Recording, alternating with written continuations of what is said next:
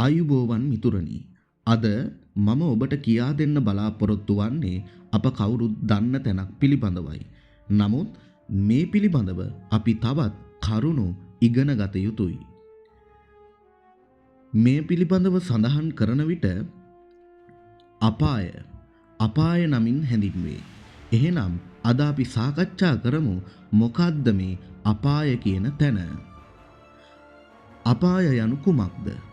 අපාය යනු හුදු බියගැන්වීමක් නොව තමා කළ අකුසල කර්මයන්ට අනුරූපව විපාක විඳීමට සිදුවන ස්වාභාවික ස්ථානයකි.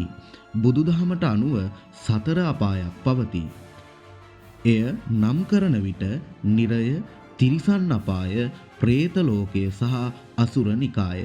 මෙයින් වඩාත්ම බිහිසුණු ස්ථානය වන්නේ නිරයයි. එහෙනම් අද අප නිරය පිළිබඳව කරුණු කතා කරමු. ප්‍රධාන නිරයන් සහ ඒවායේ බිහිසුණු බව. අටමහා නිරයන් පිළිබඳව විස්තර කරන විට සිතට දැනෙන බිය මගින් අකුසලයෙන් වැළකීමට මිනිසා පෙළඹේ. එම නිසාමයි මේ කාරණාව මම ඔබට කියා දෙන්න බලාපොරොත්තු වන්නේ. අංක 1. සංජීව නිරය. මෙහි නිරිසතුන්ව යම පල්ලන් විසින් කැබලි වලට කපා දමනු ලැබේ. නමුත් කර්ම බලය නිසා නැවතත් පණ ලබා එසැනින්ම නැවත වදහිංසාවට ලක්වේ. මෙම සංජීව නිරයට වැටීමට වන අකුසල කර්මය වන්නේ සතුන් මැරීම මෙයට ප්‍රධානම හේතුව වෙයි. අංක 2. කාල සූත්‍ර නිරය. නිරිසතුන්ගේ ශරීර මත කළු නූල් ඇද ඒ මතින් රත් වූ කියත් වලින් ඉරා දමනු ලැබේ. මෙම වේදනාව විඳීමට සිදුවන්නේ දෙමාපියන්ට හා ගුණවතුන්ට අපහාස කිරීමේ විපාකය හැටියටයි. අංක 3. සංඝාත නිරය. විශාල යකඩ පර්වත දෙපසින් පෙරලී එමින් නිරිසතුන්ව උක්දඬු මෙන් පොඩි කර දමයි. ලේ ගංගා ගලා යයි. අංක 4. රෞරව සහ මහා රෞරව නිරය. නිරිසතුන්ගේ ශරීර තුලට දුම් සහ දැවෙන ගිනි ජාලා ඇතුළු වී දරාගත නොහැකි වේදනාවෙන් මහා හඬින් කෑ ගසන්නට සිදුවේ. අංක 5.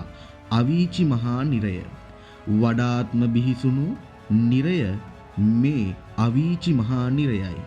මෙහි ගින්න කෙතරම් දරුණු දෙයක් නිරිසතා සහ මෙම ඊ타ම භයානක අවීචි මහා නිරයට වැටෙන්නට හේතු වන්නේ ආනන්තරීය පාප කර්ම සඳහා හිමිවන දඬුවම මෙයයි. අපායට වැටීමට හේතු වන සමාජීය වැරදි කිහිපයක් අපි කතා කරමු. වර්තමාන සමාජයේ අප නොසිතා කරන බොහෝ දේ අපව නිරයට ඇද දමයි. පස්පව්, දස අකුසල්, සතුන් මැරීම, සොරකම, කාම මිත්‍යාචාරය, බොරු කීම සහ මත්පැන් පානය, කලගුණ නොදැනීම, මව්පියන්ට සැලකීම, පැහැර හැරීම සහ වැඩිහිටියන්ට අගෞරව කිරීම, ඊර්ෂ්‍යාව සහ ක්‍රෝධය, අනුන්ගේ දියුණුව දැක ද්වේෂ කිරීම වැනි කාරණාවන් මෙයට අයත් වේ. මෙයින් මම බලාපොරොත්තු වන්නේ සමාජයට දිය හැකි පණිවිඩය වන්නේ අපාය ගැන ඇසීමෙන් බියවීම පමණක් ප්‍රමාණවත් නැත. ඉන් බේරීමට නම් සතියෙන් සහ විමසීමෙන් වැඩ කිරීම. කරන සෑම ක්‍රියාවකම විපාක ගැන සිතන්න. පිනට දහමට ලැබීම, දාන, සීල, භාවනා කටයුතු වල නිරත වීම, හෘද සාක්ෂියට එකඟ වීම, මම කරන දේ මටම ඵල දෙනවා යන ධර්මතාවය තේරුම් ගැනීම, අනුන් කළ දේ නොව තමා කළ නොකළ දේ ගැනම සිතන්න. මෙය බුදු වදනකි. මෙවන් වූ තොරතුරු නැවතත් ඔබට ඉදිරිපත් කරන්න මම බලාපොරොත්තු වෙනවා. ගිහින් එන්නම්. සුබ දවසක්.